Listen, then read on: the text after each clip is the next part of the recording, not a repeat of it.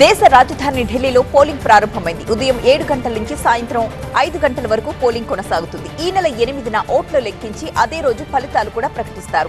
70 assembly స్థానాలకు జరుగుతున్న ఎన్నికల్లో ఈసారి 1,50,00,000 మంది తమ ఓటు హక్కును వినియోగించుకోబోతున్నారు. ఢిల్లీ వ్యాప్తంగా 13,766 పోలింగ్ సెంటర్స్ ని ఏర్పాటు చేసింది ఈసీ.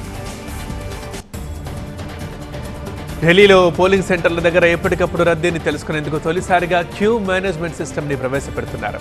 ఢిల్లీలోని గల్లీలో ఎటు చూసినా కేంద్ర బలగాలు పోలీసులే కనిపిస్తున్నారు. పోలింగ్ సజావుగా జరిగేలా ఎలాంటి అవాంఛనీయ ఘటనలు జరగకుండా భద్రతను కట్టుదిట్టం చేశారు. డ్రోన్లు, సీసీ కెమెరాలతో నిఘాను పెంచారు. ఢిల్లీలో పోలింగ్ వేళ అడుగడుగునా తనిఖీలు కొనసాగిస్తున్నారు పోలీసులు. కల్కాజీ ప్రాంతంలో ఒక వ్యక్తి నుంచి భారీగా నగదును స్వాధీనం చేసుకున్నారు. అసెంబ్లీ ఎన్నికల పోలింగ్ వేళ పోలీసులు పలు ప్రాంతాలపై నిఘా పెట్టారు. పోలీస్ బలగాలతో ఇల్లిల్లు సోదాలు చేశారు. ఆమ్ ఆద్మీ, బీజేపీ, కాంగ్రెస్ 3 పార్టీల మధ్య పోటీ హోరాహోరీగా ఉంది. 10 ఏళ్లుగా అధికారంలో ఉన్న ఆమ్ ఆద్మీ పార్టీ మళ్లీ గెలుపు తమదేనంటోంది. ఈసారి 55 సీట్లను గెలుచుకుంటామని ధీమా వ్యక్తం చేశారు కేజ్రీవాల్. మహిళలు భారీగా ఓటేస్తే తమకు 60+ సీట్లు వస్తాయన్నారు ఆయన. కాప్ ఖేల్ ఖతం, దుకాణం బంద్ అంటోంది బీజేపీ. ఢిల్లీలో బీజేపీ 68 స్థానాల్లో పోటీ చేస్తోంది. జేడీయూ, ఎల్పీజీలకి ఒక్కో సీటు కేటాయించింది. పేదరిక నిర్మూలన కోసం P4 విధానాన్ని ఉగాది పండుగ నుంచి ప్రారంభించబోతున్నట్లు సీఎం చంద్రబాబు తెలియజేశారు. ఈ విధానం ద్వారా సమాజంలో ఆర్థికంగా అగ్రస్థానంలో ఉన్న 10% మంది, అట్టడుగున ఉన్న 20% మందికి చేయూతనివ్వడం ద్వారా మంచి ఫలితాలు సాధించొచ్చన్నారు సీఎం.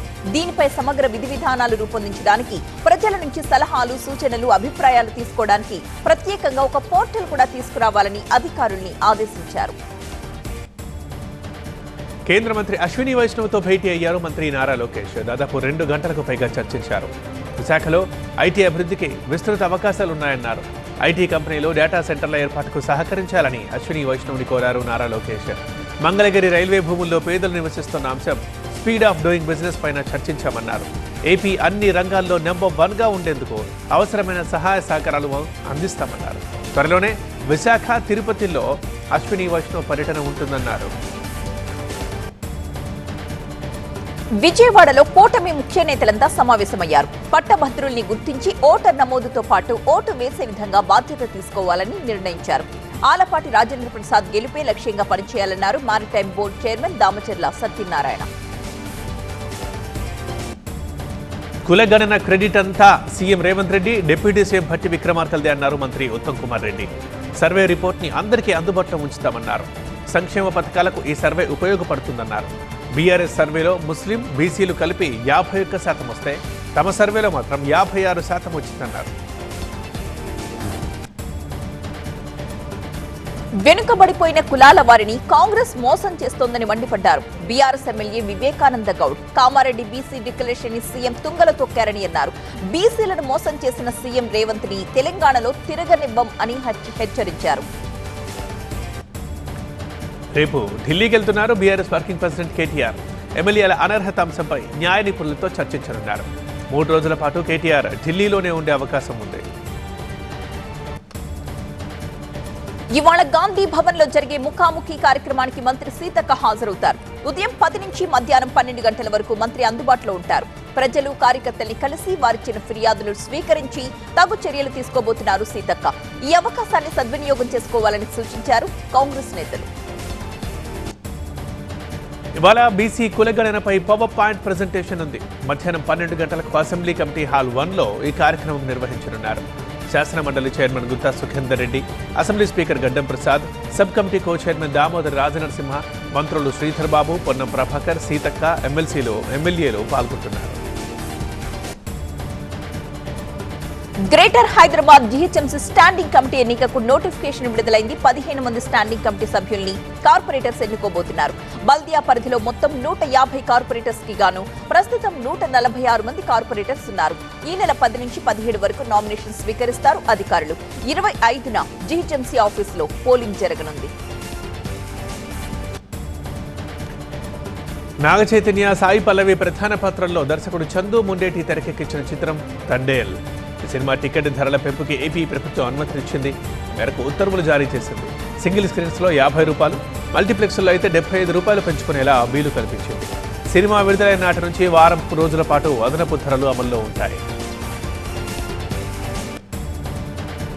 ఇచ్చిన మాట ప్రకారం మద్యం షాపుల్లో 10% రాయితీ ఇచ్చిన కూటమి ప్రభుత్వానికి కృతజ్ఞతలు తెలుపుకున్నారు శెట్టిబలజ కార్పొరేషన్ చైర్మన్ కుడుపూడి సత్యబాబు. గత వైసీపీ ప్రభుత్వంలో గీత కార్మికులు ఇబ్బందులు పడ్డారని అన్నారు. ప్రమాదంలో మరణించిన కార్మిక సోదరులకు ప్రభుత్వం నుంచి రావాల్సిన కనీస రాయితీలు కూడా ఇవ్వలేదన్నారు. మాజీ సీఎం జగన్ బీసీలను అణగదొక్కే ప్రయత్నం చేశారన్నారు. ప్రస్తుత ప్రభుత్వంలో గీత కార్మికులతో పాటుగా బీసీలందరికీ కూడా సమన్యాయం జరుగుతుందని చెప్పారు. హైదరాబాద్ చర్లపల్లి పారిశ్రామిక వాడలో అగ్ని ప్రమాదం జరిగింది.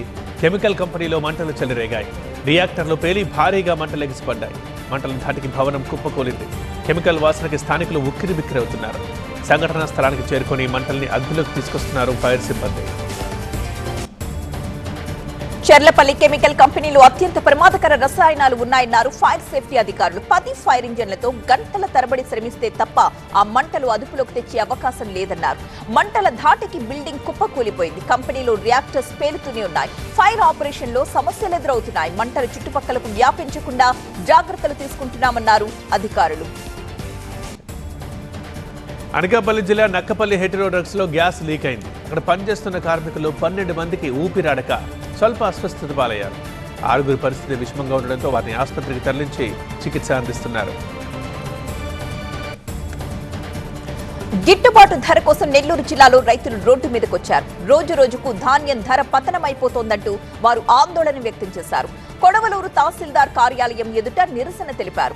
గత సీజన్లో 23,000 వరకు ఉన్న ధాన్యం ధర ప్రస్తుతం 17,000కు పడిపోవడం అనేది దారుణమంటూ ఆవేదన వ్యక్తం చేశారు. ఎగుమతులకు అనుమతించకపోవడం వల్లే ఈ పరిస్థితులు వస్తున్నాయంటూ రైతులు చెబుతున్నారు. రైతుల కష్టాల్ని అర్థం చేసుకుని తమకు గిట్టుబాటు ధర కల్పించాలని రైతులు కోరారు. కామారెడ్డి జిల్లాలో అటవీ భూమిపై వివాదం నెలకొంది. షేర్ శంకర్ తండావాసులు అటవీ భూమిని కబ్జా చేశారనే సమాచారంతో అక్కడికి వెళ్లారు అధికారులు. స్థానిక పోలీసుల సహాయంతో అటవీ భూమి ట్రెంచ్ కొట్టడానికి వెళ్లారు. అక్కడే తండావాసులు అటవీ శాఖ అధికారుల మధ్య వాగ్వాదం చోటు చేసుకుంది. గత ప్రభుత్వం తమకు పట్టాలు ఇచ్చిందని, ఆ భూముల్లోనే పంటలు వేసుకున్నామని అన్నారు తండావాసులు. తమ భూమిని కాపాడాలన్న ఉద్దేశంతోనే ట్రెంచ్ కొడుతున్నామని అన్నారు అటవీ శాఖ అధికారులు. పుట్టపర్తిలో చైనీయుల నూతన సంవత్సర వేడుకలు అట్టహాసంగా ప్రారంభమయ్యాయి. ఈ సందర్భంగా సత్యసాయిబాబా మహాసమాధిని చైనీయుల సంప్రదాయ పద్ధతిలో సర్వాంగ సుందరంగా అలంకరించారు. ఆ తర్వాత న్యూ ఇయర్ క్యాండిల్ వెలిగించి వేడుకలు ప్రారంభించారు. 3 రోజుల పాటు జరగబోతున్న ఈ వేడుకలు తిలకించడానికి చైనీయులు పెద్ద ఎత్తున పుట్టపర్తికి తరలివచ్చారు. ఈ వేడుకల్లో చైనీయుల సంప్రదాయ నృత్యాలు, గాన కచేరీ ఆకట్టుకుంది. అనంతపురం జిల్లాలో పాలను కల్తీ చేస్తున్న ముఠాపై విజిలెన్స్ అండ్ ఎన్ఫోర్స్మెంట్ అధికారులు దాడులు చేశారు. ఉమ్మడి జిల్లాలో కొన్నేళ్లుగా కల్తీ పాల వ్యాపారం జరుగుతోందన్నారు డీఎస్పీ నాగభూషణం. కల్తీ పాలను తయారు చేస్తున్న నిందితుడు రామిరెడ్డిని అదుపులోకి తీసుకున్నారు. నిందితుడు ఇంట్లో కల్తీ పాలకు ఉపయోగించే ఉప్పు, మిక్సీ, మాల్టో, డెస్టియన్ పౌడర్ స్వాధీనం చేసుకున్నారు. జిల్లా వ్యాప్తంగా దాదాపు 100 మంది కల్తీ పాలు తయారు చేస్తున్నట్లు విచారణలో తేలింది. ఏలూరు జిల్లా కొయ్యలగూడెం మండలం కన్నాపురంలో అటవీ శాఖ అధికారుల్ని అడ్డుకున్నారు రైతులు. సత్తుపల్లి నుండి కొయ్యలగూడెం వరకు పొగాకును కాల్చే కలపను తీసుకువెళుతున్నారు రైతులు. అధిక లోడ్తో వేరే ప్రాంతానికి లారీలో తరలిస్తుంటే ఆ లారీని పట్టుకున్నారు అటవీ అధికారులు. అటవీ కార్యాలయానికి కలపను తరలించకుండా అడ్డుకున్నారు అన్నదాతలు. భద్రాచలంలో జరుగుతున్న పీడీఎస్యు రాష్ట్ర మహాసభల్ని ఇల్లందు మాజీ ఎమ్మెల్యే గుమ్మడి నర్సయ్య ప్రారంభించారు. అనంతరం మాట్లాడిన ఆయన దేశంలో 30 కోట్ల మంది విద్యార్థులు చదువులు పూర్తి చేసుకున్న ఉద్యోగ ఉపాధి అవకాశాలు లేక బాధపడుతున్నారన్నారు. ప్రజల సామాజిక ఆర్థిక జీవన స్థితిగతుల్లో సమానత్వాన్ని తీసుకురాకుండా నక్సలిజాన్ని రూపుమాపాలి అనుకోవడం ప్రధాని మోదీ, అమిత్ షాల తరం కాదన్నారు. ప్రజల పట్ల ఏమాత్రం చిత్తశుద్ధి ఉన్నా ఉచిత విద్య, వైద్యం అందించాలంటూ డిమాండ్ చేశారు గుమ్మడి నర్సయ్య. ఇవాళ ప్రయాగ్రాజ్లోని మహాకుంభమేళాలో ప్రధాని మోదీ పాల్గొనబోతున్నారు. త్రివేణి సంగమంలో పుణ్య స్నానం ఆచరించనున్నారాయన. అనంతరం గంగానదిలో ప్రత్యేక పూజలు చేస్తారు మోదీ. ఈ పర్యటన సందర్భంగా నగరంతో పాటు కుంభమేళా వద్ద భారీ భద్రతను ఏర్పాటు చేశారు అధికారులు. ప్రయాగ్రాజ్లోని మహాకుంభమేళాలో భక్తుల రద్దీ కొనసాగుతోంది. భారత్తో పాటు విదేశాల నుంచి భారీ సంఖ్యలో భక్తులు హాజరవుతున్నారు. ఇప్పటి వరకు 38 కోట్ల మంది కుంభమేళాకు వచ్చినట్లు యూపీ గవర్నమెంట్ వెల్లడించింది. సామాన్యులతో పాటు అనేక మంది ప్రముఖులు కూడా కుంభమేళాకు తరలి వస్తున్నారు. స్లాబ్లు పన్ను రేట్లు తగ్గించడంపై జీఎస్టీ కౌన్సిల్లో త్వరలోనే ఒక నిర్ణయం తీసుకుంటుందని ఆర్థిక మంత్రి నిర్మలా సీతారామన్ ప్రకటించారు. దీనికి సంబంధించిన సమీక్ష దాదాపుగా పూర్తయిందని ఆమె వెల్లడించారు. ప్రస్తుతం జీఎస్టీలో 4 పన్ను స్లాబ్స్ ఉన్నాయి. విలాస వస్తువులపై అత్యధికంగా 28% పన్ను విధిస్తున్నారు. దేశ భద్రత, విదేశాంగ విధానంతో మాజీ ప్రధాని జవహర్లాల్ నెహ్రూ ఆడుకున్నారని ప్రధాని మోదీ విరుచుకుపడ్డారు. జాన్ ఎఫ్ కెనడీ రాసిన ఫర్గాటెన్ క్రైసిస్ పుస్తకాన్ని చదవాలని ఆయన రాహుల్ గాంధీకి సూచించారు. పెద్ద మనిషిగా కనపడడానికి కొంతమంది విదేశాంగ విధానంపై మాట్లాడతారని రాహుల్ కు చురకలంటించారు. కాంగ్రెస్ నిరాశను తాను అర్థం చేసుకోగలనన్నారు. కానీ రాష్ట్రపతిని ఎందుకు అవమానపరుస్తున్నారని ప్రధాని ప్రశ్నించారు. పార్లమెంటు సాక్షిగా తప్పులు మాట్లాడుతున్నారని, అందుకే రాహుల్ గాంధీపై చర్యలు తీసుకోవాలని కోరుతూ బీజేపీ ఎంపీ నిశికాంత్ దూబే స్పీకర్కు సభా హక్కుల నోటీసులు ఇచ్చారు. రాహుల్ చేసిన వ్యాఖ్యల్ని ప్రస్తావిస్తూ ఆయన స్పీకర్కి 2 పేజీల లేఖ రాశారు దూబే. ప్రజాస్వామ్యం, సైనిక పాలనకు సంబంధించి అంతర్జాతీయ రాజకీయాల్లో వేరు సిద్ధాంతాలు అమలు చేస్తూ ఉండడాన్ని విదేశాంగ మంత్రి జయశంకర్ తప్పుపట్టారు. భారత తూర్పు, పశ్చిమ దేశాల విషయంలో వేరు ప్రమాణాలు అమలు చేస్తున్నారని గుర్తు చేశారు. అనిశ్చితి, ఒడిదుడుకులతో కూడిన నేటి ప్రపంచాన్ని స్థిరపరచడంలో భారత్, EU సంబంధాలు కీలక పాత్ర పోషిస్తాయన్నారు జయశంకర్. జపాన్ రాజధాని టోక్యోలో ఏర్పాటు చేయనున్న శివాజీ మహారాజ్ విగ్రహం గుజరాత్లోని అహ్మదాబాద్ నగరానికి వచ్చింది. ఇండో జపాన్ శివస్వరాజ్ రథయాత్ర పేరుతో ఈ విగ్రహాన్ని దేశమంతటా తిప్పుతున్నారు.